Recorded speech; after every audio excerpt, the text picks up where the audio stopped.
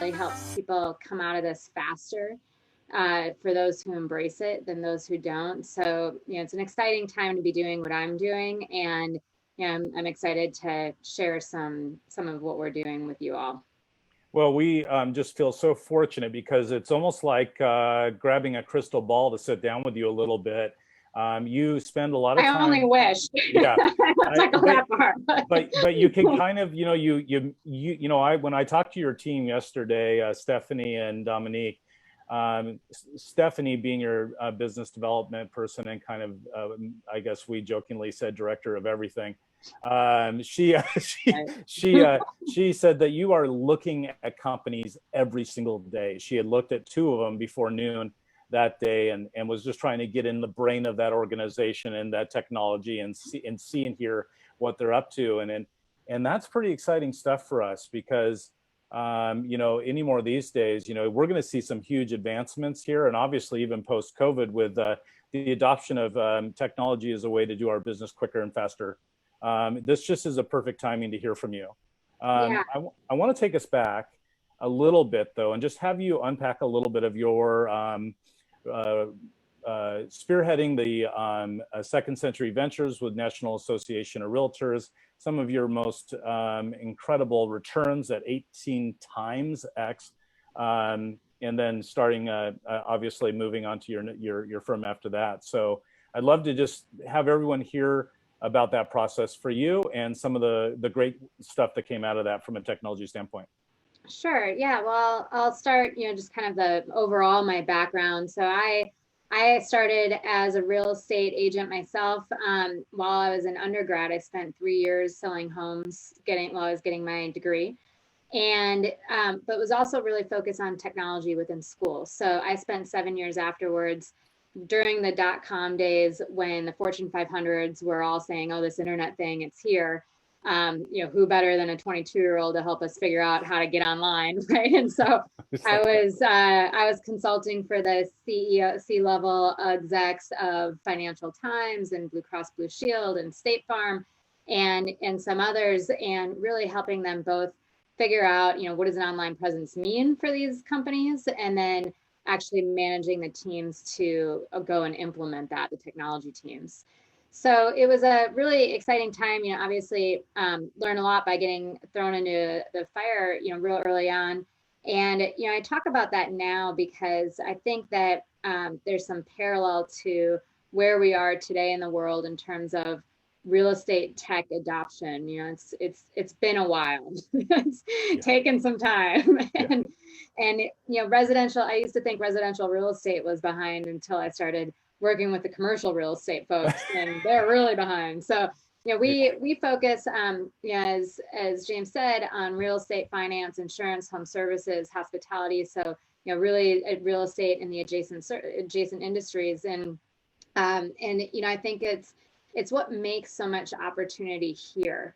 There was about $30 billion of tech investment going into real estate last year. And that's about a 1,500% increase over the last 2 years. So this real estate thing is getting hot. Yeah. There's these prop tech funds have popped up now that, you might have read about or been hearing about. And, I think it's, but it's interesting because we've been doing this for so long, for more than 12 years, we've got some insights and some battle scars and some, philosophies about how we invest that I think not everyone necessarily appreciates, not having gone through cycles and, sort of been at this for as long as us. But I think that, the real opportunity here is like I said, you only do these investments if there's a real value for the underlying business overall. And so, can it help you increase your revenues as a business owner, as an agent? Can it help you decrease expenses? Can it improve your value for you in any way? And if that answer is yes, then we find the investment strategy, that then we can get excited about making an investment in a company. So, I guess long story short, after I went to business school, I started doing early stage. I actually tried to buy a company in the technology space that happened to be in real estate. Ended up falling through, and I joined a venture fund that was doing early stage technology investments in consumer and information media. So everything from data to retail companies. And then moved over in 2008 to launch Second Century Ventures at NAR. And in 2015 had fully realized that fund and spun out Moderne. Moderne is really an extension of what we were doing at Second Century Ventures. But what we did is we brought in a lot more LPs. So Realogy and Leading Real Estate Companies of the World are two of our largest LPs. We also brought in a lot of big players from multifamily, commercial, as well as just traditional financial investors as well. So this is a $43 million fund that we're investing out of right now. I just launched fundraising for our third fund. So we're raising $125 million for this fund, and just continuing to really help innovate the industries and focus on how we can help grow the business together. And when you say LP, just for the group, can you? I'm sorry, so our investor base. Okay. And, when I was talking to your team yesterday, I mean, these are big names, Realogy, Greystar, Avalon, for, both financial returns. So just, return on investment, but also just the strategic value that comes from that, new solutions, and just knowing what the competitors are up to, right? Like, so being a part of that fund gives you first access, correct? That's right. That you otherwise would not have. Yeah, and we take these relationships really seriously. So the way we've structured our fund is pretty unlike most other investment funds out there. We've got three entities that I'll say that we kind of really work out of. So one is the fund itself. So typically we're investing in early stage companies. They're generally 2 to 20 million in revenue. So they're early stage, but by virtue of that revenue, they're real companies. And we'll talk more about the companies later, but that's our fund strategy. And then we have built up this network of about 700 executives and corporations. And I recognize people on this call that are part of it already, but it's people who are looking for tech and innovation to create a competitive advantage. And but it's not their day job to do so. As you said, we look at companies every day. In fact, we look at 4,600 companies every year. Yeah. Like, that's a lot. So we kind of know just about everything that's out there, and we say no to almost all of them. But we work with about 20 companies every year that we think can really make a big difference. And the way we often work with them is through something we have called the Passport program. And the Passport program is a way for how we bring new technologies into the industry, and then how we work with our industry partners, so people like you guys on the call, to help introduce them to the new technologies that are coming into the space.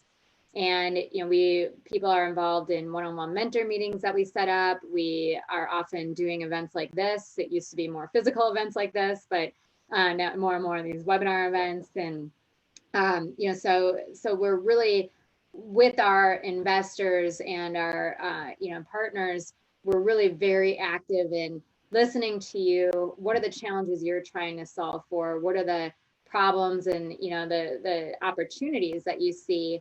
And then how can we bring in new technologies and innovation to help augment that and help you grow your business? And that's really our fund philosophy, is this kind of synergistic process for listening to our industry partners and really looking for targeted technologies and innovations to bring to them, with the idea that if we can find really great companies for you all will use those companies. It will create more value for you, and it'll also create value for the companies, and therefore create value for the fund. And that's why we believe we've been able to create these outsized returns for the investors. So just for the group, Constance, and jump in here, but essentially Moderne Ventures is the strategic fund. So the big name investors getting first access for both financial returns as well as strategic value to technologies in these various sectors that Constance vets. However, what's interesting about that is that with 4,600, your team said 4,500 yesterday, so they're off by 100, but 4,600 different views, you're doing about 0.5% in actual, you're actually, essentially out of all that, right? It comes down to 20, which means that you've kind of been there and done that and seen that. It's like Shark Tanks on steroids, right? Like, okay. This is Shark Tank sounds easy. compared to this, right? Like, and so, I mean, granted, they probably look through just about as many that do the show, but you know, from what we watch, what's interesting though is you added in this Moderne Passport, which of course and you've touched on it a little bit, but Moderne Passport, I want you to touch on what it means to de-risk an investment from a technology standpoint. And then once we hear about the Moderne Ventures and Moderne Passport, then we're going to hear about technologies that are really kind of intriguing for our industry that are coming up, because it gives us a glimpse into the future. Yeah, so what the Passport program is a 7-month program. And what we do is we will systematically bring companies into the industry. And then we started also doing this for our investors as well, where we systematically help them find the companies that are going to best match their corporate goals. But on the sort of passport company side, what we do is, so we'll hold 2 classes a year, 6 to 10 companies each. And we will, we'll select the companies based on the value we think they can provide to the industry. And, you know, do we think that they make good investment opportunities?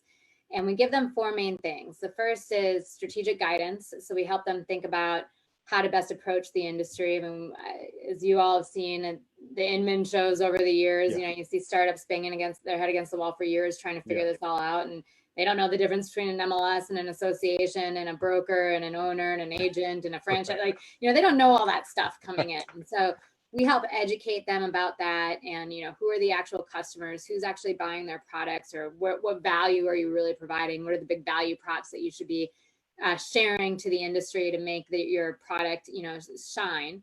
And so we help educate them so that when you guys go and talk to them, they know what they're talking about. Right.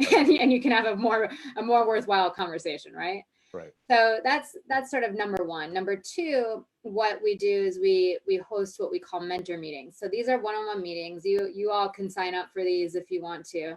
And basically we provide a speed dating opportunity where, you know, we'll do a mentor day. And usually this was around like an Inman event or an ANAR event, or, you know, it could be one of your events, or, you know, and now, you know, we're also doing this virtual, but basically you can sign up to do a half day. You'll spend a half day of your time and you'll meet one-on-one with, say, 3 or 4 of these companies. We do a 30-minute speed dating meeting and then switch. And, you know, it's enough to know, you know, get an idea of the new companies that are coming into the market, and if you want to learn more. And, you know, what they get is feedback from you all, and if their solution is meeting the needs, or, you know, how should they be thinking about it differently. Yeah. And then the third part of it is what we call pilot programs. So we help each of our companies create some low or no cost pilot, so you all can try before you buy. And it also gives you the opportunity to, say, be first into the market, but also gives the company, you know, guidance on how to create the best solution for the industry. And then the final part of the program is what we call exposure. So often we would have, you know, maybe you'd host a Facebook Friday where we have some of the companies present as an example, and they'll give like a 5-minute presentation, some Q&A, and again, really just give some exposure to what they're doing and good feedback. So we should, you know, think about doing that sometime. Yeah, I'd love to.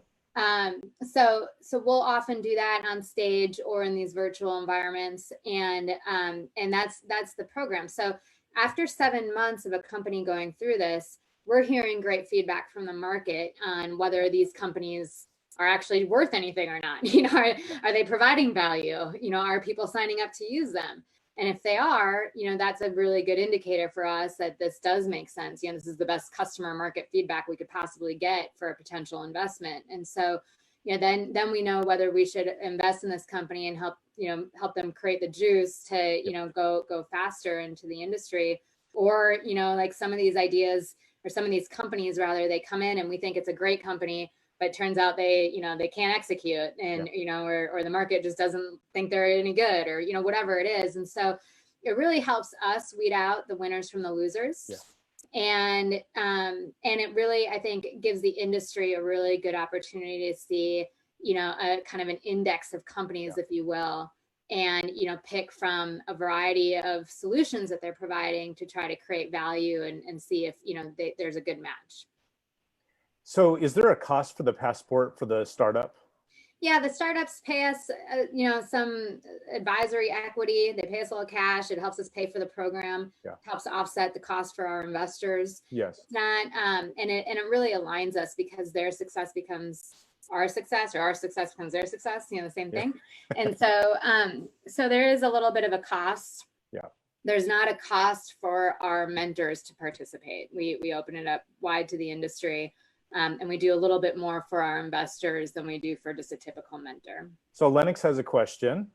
Yeah, hi, thanks for being here, Constance. Of course. So my question is, when I see these new tech startups, they get funding, but then it's almost like a scattergun approach across the nation. Who can I work with? Things like that.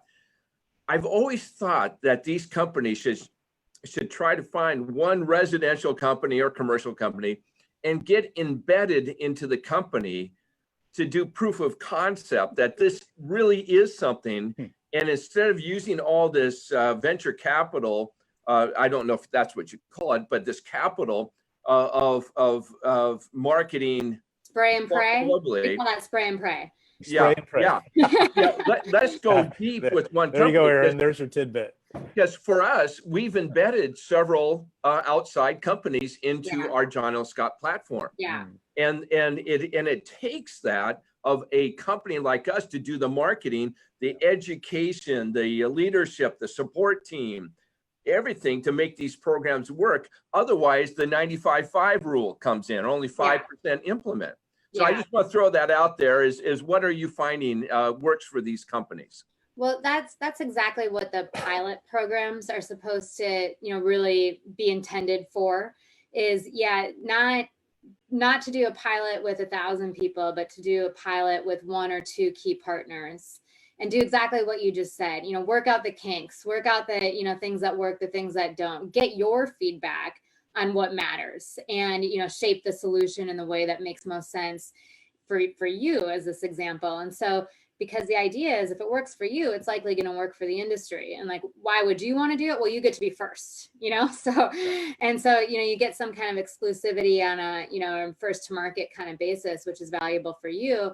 And then, it's also valuable for you if the company is strong enough to be able to, stand on its own, of course.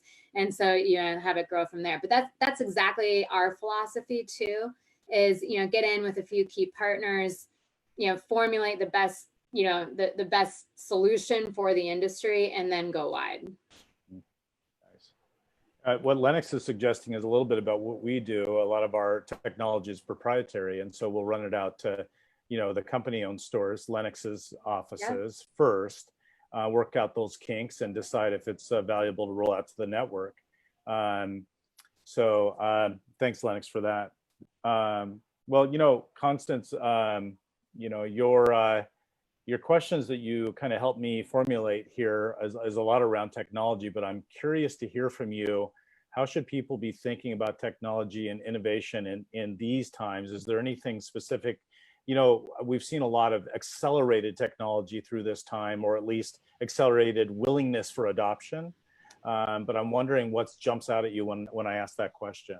Yeah, so as I said before, I truly believe that those, and we've seen this before, right? That those who are embracing tech and innovation right now are going to come out of this quicker than those who don't. And so I think that there's a number of technologies that people should be grasping on right away and thinking about, all right, business is not business as usual right now. Right. So what opportunities can I take that are going to increase my business when it's not business as usual right now, right? So some of the obvious ones are adopting Zoom technology, the productivity tools, right? Doing virtual tours, using DocuSign. DocuSign, I don't know if you, I happen to pay particular attention to this because we're as an early investor, but they went from $13 billion market cap at the beginning of this year in January. They're at 30 billion right now. Oh, wow. Okay. More than shot through the roof.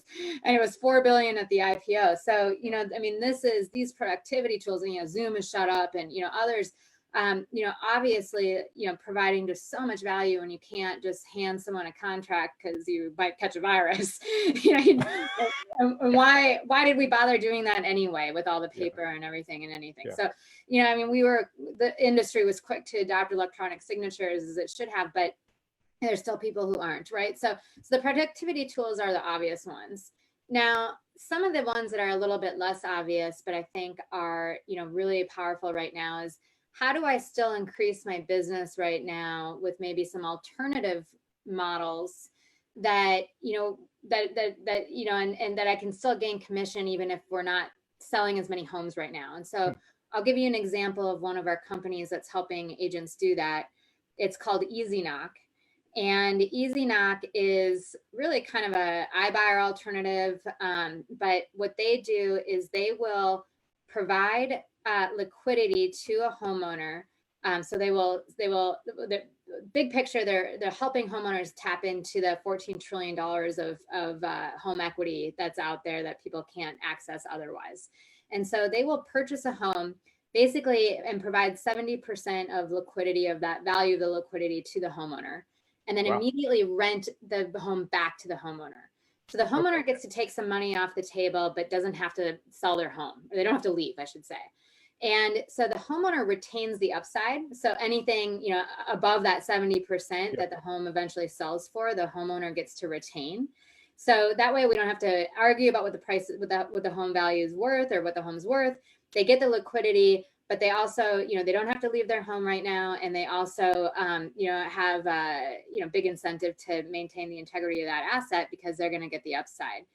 Now, EasyKnock is working with agents on two ways. So number one, they will pay agents a commission for the referrals for people who want to, exercise that option.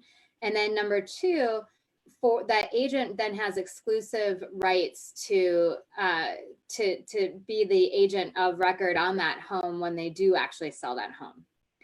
And so it's basically providing commissions without even having to sell a home, which is valuable. And a different alternative, and one that a lot of people are jumping into right now. So for consumers, the kind of two big use cases going into COVID, it was for people who wanted to be, say, a cash buyer in a hot market, or they wanted to have more money for a down payment so they could avoid PMI. They could get liquidity out of their current home and then go use that to purchase another home. And this is a great, tool in the agent's pocket to be able to offer to their clients, right? The second use case, which I would say post-COVID, is I don't want to sell my home right now, but I need the liquidity. Because I don't want to leave the home, or because I don't want to sell on a down market. This provides me liquidity, and I can go and do that later. So. This is it's sort of just thinking out of the box. How do I get commissions when it's a down time of selling? Maybe this is a good way. What's interesting about it is that you're basically explaining that a technology will spin off some income to an agent. That's right. So that's a shift, right? Rather than technology just serving the agent to streamline the process, this is actually a technology that ends up that will pay the agent financially. Got it. That's cool. Yeah. And that's part of our job too, is we try to,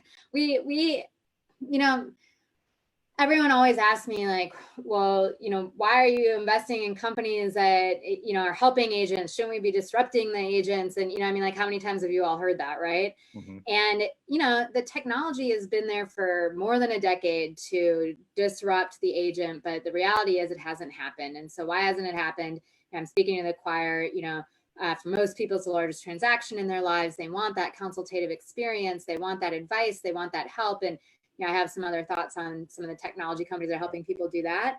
But, my short answer to everyone is like, look, we think technologies can be more successful by embracing the agents and, brokers and owners as customers rather than trying to, fight against them. And, by and large, that's been true. And so, and that's our philosophy. So we're looking for those companies that really help the agents and help the industry, not otherwise. And so even a company like EasyKnock, they were direct to consumer at first. And we said, look, you're going to just open up a lot bigger of a channel and, a lot less cost if you partner with agents and give them a commission. And did that come out of the Passport that Yeah, advisory? exactly. Okay, nice. Exactly. So are you seeing a pullback on investing during this time? No, in fact, I mentioned to you before, that 32 billion that went into real estate tech, that's up from 20 billion the year before and 11 billion the year before that and 4 billion the year before that. So it is, way going up. I mean, I think the big reasons for that is, people see things like, paper-based processes go to things like DocuSign. They see, broadcast TV go to Netflix. They see hotels lending themselves to Airbnb. They see these new things, and people are looking at real estate and our adjacent industries and saying like, geez, this hasn't changed in a decade. This is going to change now. And so we're seeing technology investments happen more and more. That all said, in terms of venture, so we think about real estate as being, broadly, not just residential real estate, but real estate is a huge asset category. It makes up about 17% of the US GDP, multi-trillion-dollar asset class. Yeah. And yet only about 4% of all venture capital dollars is going into real estate. So there is a big green space, we think, of opportunity for investing in this space. And, I'm now preaching my own choir, but this is why I'm so excited about it. This is why I do what I do. Right. Is because I think that there's so much opportunity, and there's so much, customers are looking for change. The thing that Airbnb and WeWork has done really effectively is to do something that largely owners and operators of the real estate asset classes have ignored, which is, what does the consumer want? Right. So, the big owners and operators have said there's 4 walls and here's my apartment or here's my office and here's what you can pay for a 3, 5, 10-year lease. And what WeWork and Airbnb did is said, no, you can have flexibility. You can be on demand. You can be green. You can be cheap. You can do this quickly and you can do it instantly. And, you can have an experience around it. And they, kind of brought in all these things that, the traditional industry has ignored. Yeah. And I think on the residential space, that's also an opportunity is, it's not just about a transaction anymore. Can't you bring a consumer experience around this? Mm-hmm. How else as an agent or as a broker can you add value beyond just the transaction? And I think there's a lot of opportunity there. And, that's a lot of what we're focusing on too. And I can give you some examples there, but I think like we're moving toward a consumer centric experience. I think, you asked how should people be thinking differently? Yeah. It's about, looking at, new ways of doing business. It's about that consumer centric experience. And also I think it's about taking care of your own, sort of personal finances and, your own personal business as well. And so, those are some of the themes that we're investing in right now. Yeah. So Constance, my first thought James, is, I think Lennox is waving his hand again. Oh, then by all means, Lennox. Well, this kind of goes along in the theme here. So you were talking about the consumer experience for vacation, for commercial. With COVID, everybody's been more stay at home, office at home and things. Are there any of these companies you're looking at for the experience within a home? Totally. Yeah. So I've been talking for a long time about what I think is a convergence of asset classes of where we work, live, and play. And, Airbnb is now doing apartments, and you see, CBRE doing, WeWorks, and you see, the co-working spaces being in apartment buildings. You're seeing Marriott doing short-term rentals. You're seeing this kind of convergence already.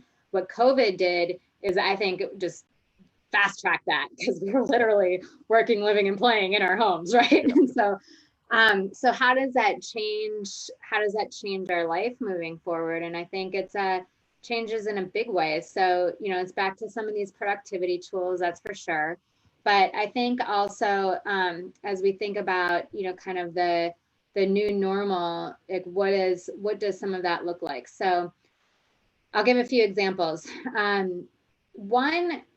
One theme that we've been looking at for a long time now that I think is going to just kind of get larger because of this is this idea of benefits, I'd say, for like the independent contractor, right? Like, so So this idea came out of an industry event, a summit that we held about a year ago. We said there's 7 big challenges that we hear people talk about over and over again. They want faster transactions. They want to attract and retain better talent. They want smart things. They want this consumer experience thing. Anyways, we heard these 7 challenges, and we had about 120 industry executives and about 30 of our companies, and we broke everybody up into like work groups. And we said, with the people in this room, I think we can solve all of these. And so we ended up with 3 of these solutions that are in market right now. One of them is this thing that I'm calling the independent contractor portal, or benefits for the independent contractor. And so the idea was, if I'm a broker or I'm your company, how do I best attract and retain talent? Well, we don't have benefits. 80% of the real estate agents are not covered by employer or spousal health care, according to NAR research. They don't have dental, they don't have vision, they don't have 401ks. Can we provide these things to them in a way that doesn't, interfere with our 1099 contractor relationship? And so we've been focused on this idea of creating a portal and providing those things. So we have a term sheet down right now in a company that provides healthcare, dental, and vision. Their customers currently are Uber, Postmates, DoorDash, Amazon. So, it's companies with large independent contractor bases. And you can say, like, well, the real estate world was the first gig economy workers, right? And so, can we, and so what these companies are doing, which I believe the real estate companies can do, is white label this product and provide a marketplace for independent contractors to qualify and get, really great benefits. This particular company has access to all of healthcare.gov, as well as all traditional health plans across the US. If you qualify for subsidies, it automatically gets deducted from the cost monthly. So it's not something you have to petition for at the end of the year. But then they also tack on a number of other valuable kind of what I'll call point solutions, also which are part of our portfolio. As an example, a company called Bend, which is a health savings account platform. And so I can use Bend and I can automatically deduct, my health expenses from my taxable income. They also have a Fidelity-like interface, so I can invest whatever I don't use for my future, and watch that account grow tax-free. They'll tack on a company called Track, which does it takes automatic estimated taxes out of my commission checks, so it helps for tax time. They connect to another company of ours called Everlance, which does automatic expense tracking and mileage tracking, which then feeds into my taxes at tax time as well. So number of other sort of, things in the toolbox, again, that just creates value. And the idea is, if you white label that for, your firm, now you're doing something that, the firm across the street's not doing, and you're able to attract this talent, but also just doing something really great for the agents. So, back to your original question, like, how does this COVID thing, like, how does it play into that? When we think about even like the multifamily people in our universe, like the Greystar and Avalon Bays of the world, they're about to have a lot of residents that are gig economy workers. And can you imagine having health insurance in your building? And that makes me a more sticky tenant. And, and things like this. So, we're sort of taking some of these concepts and looking at how they apply at various places within the ecosystem here. But I also think, just on this kind of consumer experience, just in general, when you're selling to a customer, when you're selling to a client, the client has a whole list of crap they have to do when they move in, right? Like they've got to find a lawnmower, they've got to find someone to clean, they've got to do the utilities, they've got to find someone to, do the little chores and renovations and paint and all that stuff. And informally, everyone, has a guy and will make recommendations. But one of the things that we're also starting to put together, and maybe you already have something like this, and this could be an extension of, but is this idea of almost like a move-in kit, so that, when someone moves in, there's one portal that they can go to access all of these things. Yeah. And, Porch moving services can provide these concierge services that, not only help someone to, schedule the moving people, but they'll, hang the TV up on the wall, they'll set up the smart locks, and, they'll help them through the utilities and all these different, just crappy little things that everyone just has to do when they move. And, and that can come back positively because it was referred to me by my agent, that comes back to, higher referrals and more satisfaction and just a better, transaction overall. We have companies like Havenly, which is an interior design company, and it's the largest interior design company in the world. It's all virtual, and they'll provide, your clients a room for free. And, with the idea that they can extend the design and they make money on the furniture that the clients buy. But again, that's value that you can be providing. Yeah. We think about things like TaskEasy, which does lawn mowing, and one of the other things that they've done now with COVID. So they do lawn mowing and snow removal, and they've got a contract base of about 14,000 lawn care providers across the country. One of the things they did with COVID is they switched to also being able to provide sanitation services. So you want to sanitize a home before your next open house, they can go in and do that. So, there's a bunch of different pivots people have made, but we're starting to put together this consumer experience portal, which, we think can be an extension for the industry, with this idea that, how do you add value beyond just the transaction? And so we're thinking a lot about that as well.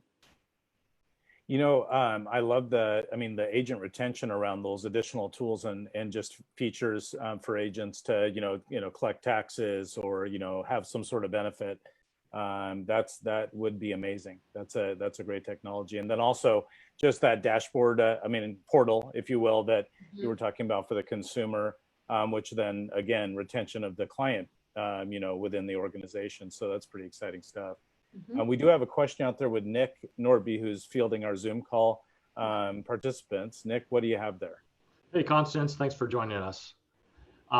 Quick question from Zoom. With all the money currently being invested in the real estate space, what % do you think actually will have long-term shareholder value? So it's a good question, because I think there's also, how do I say this? Well, there's a lot of dumb investors out there. So that 34 billion, not all of it's smart money. Right. And, so there's some percentage of that. And, we all see it because we know the space, right? There's just a lot of deals getting done that are stupid, right? Like, look at SoftBank. SoftBank did like half of that 34 billion.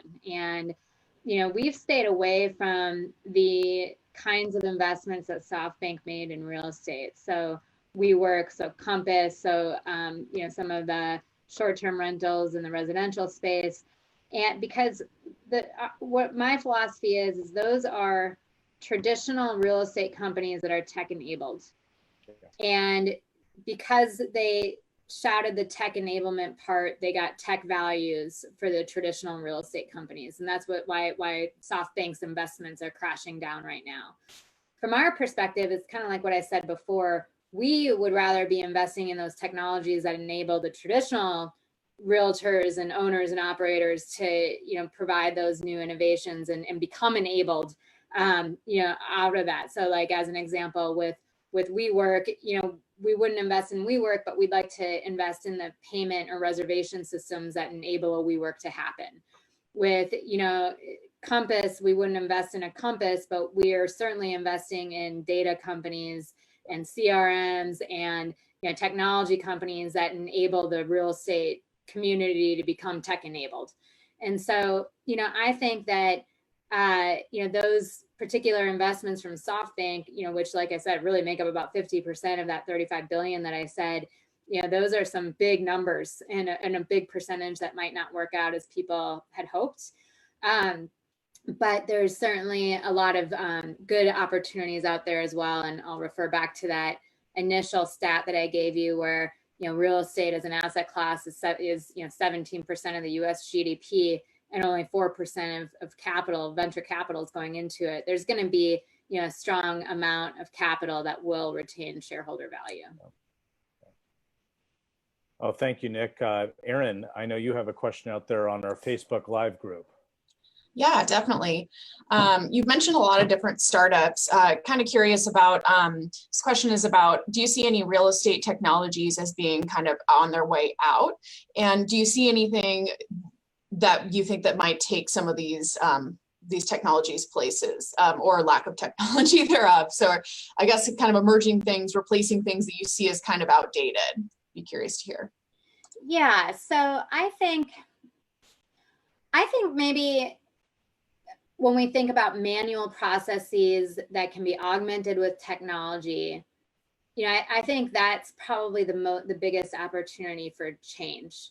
So, the role of the real estate agent, while, like I think should change and should evolve, like every role of every, like everything should evolve. And, where it used to be about, we're the only ones that have the data. Now the data is out there. So how do you add value otherwise? You're adding consultative advice, you're adding experience, you're adding these different things. It's always going to be a constant challenge about how do you add value. And that's always what I think the agents should be thinking about. And so, and what else can be, sort of the daily life can be augmented so you can continue adding those things that truly add the value. So for example, how does artificial intelligence play a role in real estate? And I think about all the mundane things we have to do as real estate agents, right? Like, we spend all this money on leads, and, as an industry, we're spending about 12, and depending on what source you look at, maybe 12 to $20 billion, a big number, but they're all big numbers. So we're spending billions of dollars on leads that never convert. And so why don't they convert? Well, because you need to get 100 leads to get one to actually convert. And who wants to call 100 people when only one of them will convert? And so, can you use AI technology to basically, take in, both? So we're looking at a few companies around this. So one is, first of all, to qualify the leads, right? So why are we marketing to all the leads? Why can't we just market to the ones that are actually most likely to convert? And so, for example, we have a company called ByteGain and another one that we're looking at bringing into this new passport class, that we're both looking at other industries. So ByteGain was in the e-commerce space. And, they would look at, basically someone who's looking at a soccer ball as an example, or anything in the, sort of e-commerce world. And based on all the actions of the people who came before them, they could identify those who are most likely to convert. And you can use that same technology for real estate. Based on all the people who came to listings before them, who were what were the actions of those people who actually came in and wanted to go look at a property? And so now you're not marketing to everybody and spending those marketing dollars on everyone. You're only spending them on those most likely to convert. And you're also asking them the right questions to bring them in and, kind of get to that showing, for example. Second company that I'll mention using AI is a company called Verse. And what Verse does, it used to be called Agentology. They changed the name about a year ago to Verse. And what they do is they help with lead management. So, maybe I'm ready to buy in 6 months, but as an agent, I shouldn't just let that person go. But I don't want to spend my time on the person who's 6 months away. I want to spend my time on the people who are here and now. So what Verse will do is they kind of have basically a lead management platform, a lead relationship platform in which they will cultivate the leads and then hand them over once they're really ready to do something. So we're seeing some technologies like this where, these are the things that I don't want to spend my time on as an agent. I want to spend my time on closing deals. And so can we use technology to spend my time on bringing those great deals to me so I can spend my time on closing those deals and building relationships and doing the things that only I as an agent can do. And you can use that same analogy with the brokers and with the owners too. There's a lot of technologies that can sort of outsource the mundane work for to allow you to provide a higher value in the places that are most meaningful.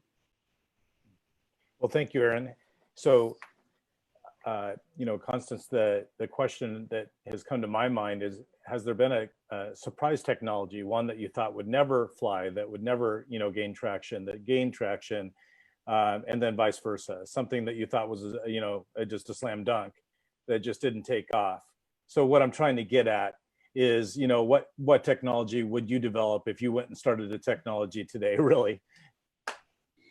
So yeah, I mean, there's a lot of examples like that. And yeah, so, and that's kind of been the beauty of our passport program, because we'll see a company where we're like, oh yeah, this is for sure going to be a big winner. And then we bring them in and you're like, oh God, they don't even know how to sell to, like nobody's actually a buyer. And then conversely, we'll see a company that we think, will never work, but we'll take it in as sort of a flyer. And it turns out they've got, a ton of customer acquisition that goes after them. Yeah. So let's see, what are some good examples of that? One that I'm really excited about right now is, let's see, there's so many.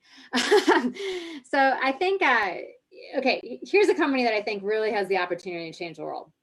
So we invested in this company called Icon, and Icon 3D prints homes. So for about $4,000, they can 3D print an 850 square foot home in 24 hours. Like a full scale? Full scale. Well, I mean, they build the shells in the walls. You still need to put in the plumbing and okay, but yeah, but they've got the, they build the shell in the walls, and the shell in the walls are the most expensive part of building a home. And so, so when we think about things like affordability, which is a big problem in this world already, and unfortunately expanding with this COVID nonsense, this has the ability to provide affordable housing in a way that we never thought of before. They're building their first 3D printed communities right now in Mexico City and in Austin, Texas. They're based in Austin. And they actually came in through the reason why we know about this company is we brought in a charity through Passport. Now, we are fully a for-profit entity, and we don't normally do this, but it was so on point, and that we brought in a charity called New Story. And what New Story does is they help to build affordable housing. So, and as an example, they have a big marketing platform to basically help agent. So I'll give an example. So one of the big franchises, signed on to a New Story, and basically for every new home that an agent in this franchise sold, part of that commission got donated to New Story. And then when the client moved in, they would get a video watching this family in Mexico or family in El Salvador, move into this, house that they never, moving from their ground dirt floor into a real home. And, see that some of their, their commission dollars went towards that. And it's a beautiful thing. And it's very touching and moving, and, makes everyone feel good and all that, good for the brand and everything. And so, so New Story was doing this. They could build these homes for about $6,000 with normal, sticks and bricks. And then they partnered with Icon, which was 3D printing this and could do it faster, cheaper, better. And we subsequently invested in Icon. So, so Icon and New Story still work together. They're still providing this marketing platform for, kind of the do good, feel good on the commission side. Icon is focused on affordable housing. They're focused on luxury. They're focused on mid-tier. They're focused on the military. And they just got a gigantic grant for NASA to someday put it on the moon, which is kind of amazing. So I think that this company really does have the chance to change the world. They're on their early stages right now, and that their business model, they're doing development right now, but their business model is really to lease the printers. And so, I think that an opportunity of the real estate agent is, well, look, okay, you want to, I can show you all these homes, these properties, but maybe I can also show you this land, because for, about $10,000, you can build that same home in whatever design that you want. So it's something for the future. It's something we should be thinking about, and it's not that far off. It's like a couple years. Hey, James. Yes. I just want to say something for the good of the order here. Constance, we have this expression, think big, dream bigger. Boy, have you ever fed into us today. Yeah. Just with all these concepts. So I just want to personally say thank you before we check out, but turn it back over to you, James. Oh, thank you, Lennox. And I agree. I mean, it just opens our minds and our heart to the next step here for real estate, and just to the exciting opportunities ahead to really serve people and contribute to the lives of people Yeah. in a big purchase and or sale. Yeah, and Lennox, I'm just fully on board. I mean, we think so much about what do we do today? How do we, what are the technologies and things that can address our big problems that are today? But what's 3 years, 5 years, and 10 years from now? And I think we're going to look at something that's pretty different. I really do think this convergence of live, work, and play is real. I think that, maybe home ownership changes. Maybe we can be a little bit more fluid because we are in our homes more, but maybe we want to, be more fluid on more short-term kind of commitments, but still retain home ownership in a way. So is there something we can do there? Should we be working with hospitality industry to think about other types of ownership models? Should we be thinking about, the fact that 20% of a multifamily building, the residents there don't renew because they're going to go buy a home. Well, geez, shouldn't we be capturing that? Shouldn't those be referrals back to the residential real estate agencies? So we're in this kind of unique position where we see some, we can take a step back and kind of connect some dots in these adjacent, very different but very similar industries to try to kind of make some of those connections that people just aren't necessarily thinking about. And from our goal, we're trying to facilitate some of those conversations among our investors, which is that group. And our plan is to we want to be investing in those technologies that enable some of these big connections and big ideas to come to fruition. I love that, investing in the technologies that enable versus investing in companies that are tech enabled, right? Yeah. There's that exactly. very different distinctive. Big difference. So we're kind of coming to the end of the show here when there's so many more questions that we have, but I always like to kind of humanize our guests to our group. And so I, first of all, just wanted to point out we were listening to Prince here at the start. That was Constance's choice. She didn't want Purple Rain because it was kind of slow. So Let's Go Crazy was her choice. This is who we're dealing with here. The tech people can cut loose as well. And we just really appreciate you providing the choice there on the music. But I wanted to ask you who your hero is, if you have one. So, James, I'm a Gen Xer. We don't have heroes. we were latchkey kids. We were, the Cold War. We were, we watched our teacher get blown up going up into space. Like the Gen Xers don't have heroes. I'm a Gen Xer though, so if I didn't mean to end this on a bad note, but our heroes, like we were taught to do things ourselves and that no one's going to do it for us. Yeah.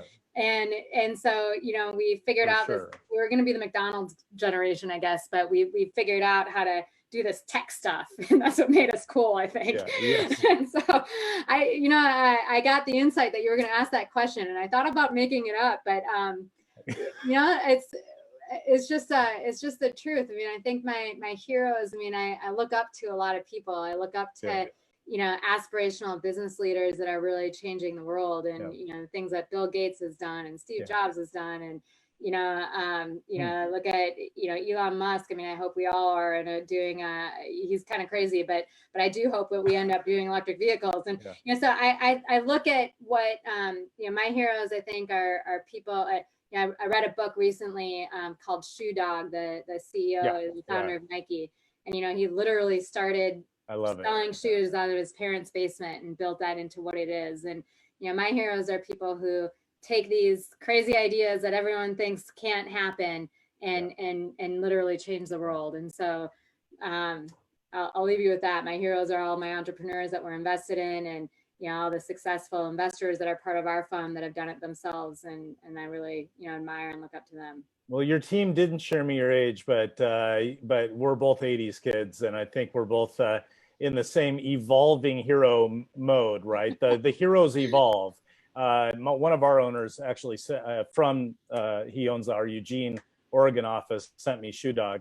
And I went to U of O. I'm a duck. So was able to read that book and loved it as well. So, well, we just appreciate you so much joining us and just giving us a glimpse into the future. I'm sure we're going to see a lot of you in the coming months and years, especially with what you're up to out there and who you're vetting and who you're investing in and your large investor base. on behalf of John L. Scott and John L. Scott Real Estate Affiliates, our 3,300 agents, and that changes on a daily basis upward. All of our offices, 110 total offices, 36 of which were our Lennox Scotts, who's on the call today, and then about 80 offices that are independently owned and operated. We just appreciate you so much, and we've learned so much, and thank you so much for joining us. And now you can go out. You're in Chicago, so you're almost ready to go into your weekend. I am. Yeah, and I just want to say too, I'll maybe just throw up some contact info if people want to reach out. Info at Moderne Ventures is a great way to do that.